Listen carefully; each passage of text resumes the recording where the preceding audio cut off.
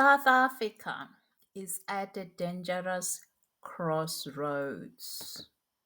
The EFF is accusing the acting police minister, Faroz Kashalia, of interfering in police investigation into political motivated killings in KZN. And for once, they are absolutely right to be outraged. So, as many of people are outraged about this. Like I said before, the delay was manufactured.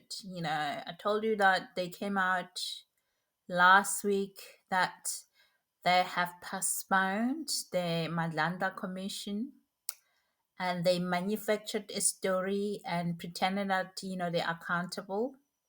And I said to you all that was a lie. Now it's very clear why. So, at the center of this dangerous crossroads, it's the storm over 121 police dockets.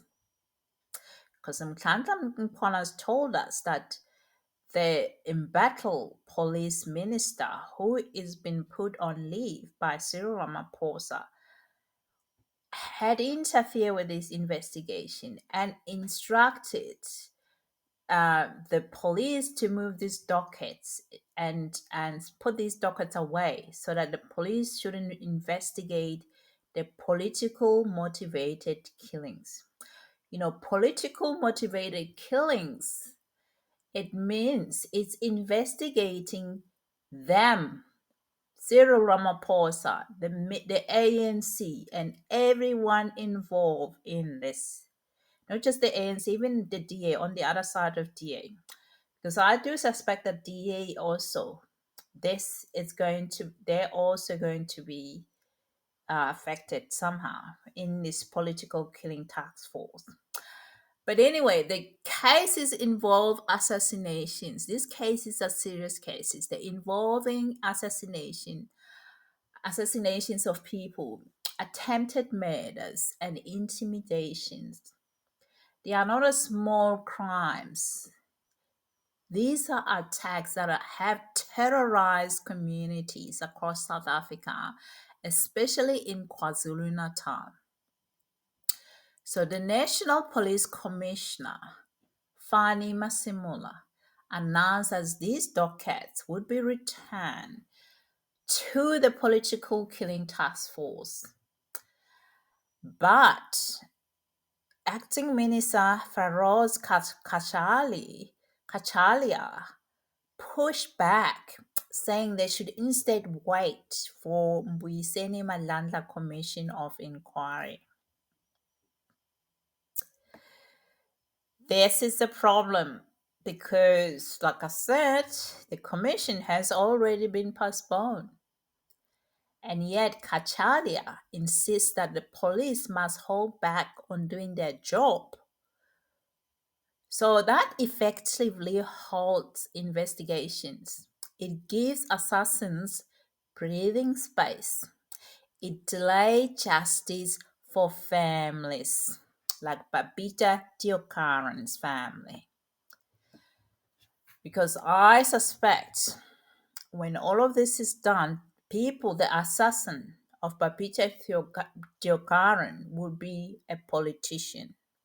When you look at the beneficiary of that 2.5 billion rands tender, I suspect that the assassins for her, it's going to come haunt the ANC. Anyway, and this isn't just Kachalia. So we also have the president, Cyril Ramaphosa himself, is being widely reported by media in South Africa, that he is very upset about these dockets being returned to the police to do their job. My goodness. Think about this. The president of the Republic of South Africa is unhappy that police are actually doing their job, investigating political matters. Just think about that for a second. This is unusual. and it's deeply troubling. It raises the question, why are politicians so invested in controlling police investigations? Because this is police investigations. Why are politicians so invested in controlling how police, the professional, civil society, you know, do their job, their competence? How a politician, imagine being a surgeon, have a politician who's gonna tell you when you should operate. Oh my god. Yeah, it's gonna come in and tell you when and in what conditions you are now allowed to operate. Because Sensam Kun, the police minister, was placed on leave for interfering. Allegedly, he had been communicating with criminal underworld like Busi Musi Kat Matala on WhatsApp. And Shadrach Sibia, a deputy national commissioner, is also on leave after disobeying orders about the tax team. Now, the minister, the acting minister, who is costing South African taxpayer a lot of money, Faroz Kachalia, wants to block the SAP's investigations. So,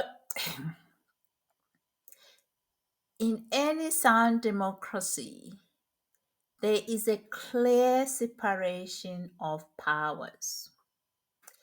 Police investigate crimes, courts prosecute and judge, and commissions of inquiries are there to examine a systemic issues.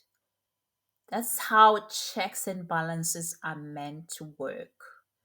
That's why I was stunned when I heard that this president is going to order commissions of inquiry, cost the South African taxpayer millions of rands for inquiry that relates to the behavior of his minister. Instead of firing that minister and save the taxpayer some money and actually appoint a competent minister of police. Kachiali is been proven so far as useless as Senzom Kun. But in South Africa today, those boundaries are collapsing. Political leaders are leaning into operational policing, and commissions, which should complement investigations, are being used to stall that. Just imagine that family of Babita Jokon, been waiting for years. Now this minister, this acting minister of police, Katalia, and the president, they want to delay the investigations. This isn't just interference. This is state capture of justice itself. It's bending the rules, of law to the will of the powerful. You're banning this rule to protect Senzo Mchunu and many other who would be implicated with this political killing task team.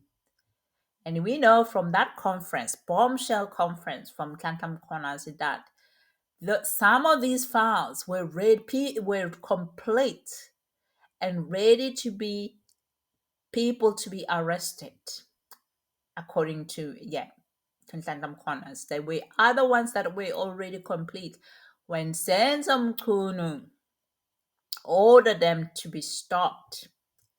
The Minister of Police interfering with the function of policing. And while politicians squabble over dockets, community live under shadow of political assassinations. Ordinary South Africans pay price in blood while justice is delayed or denied.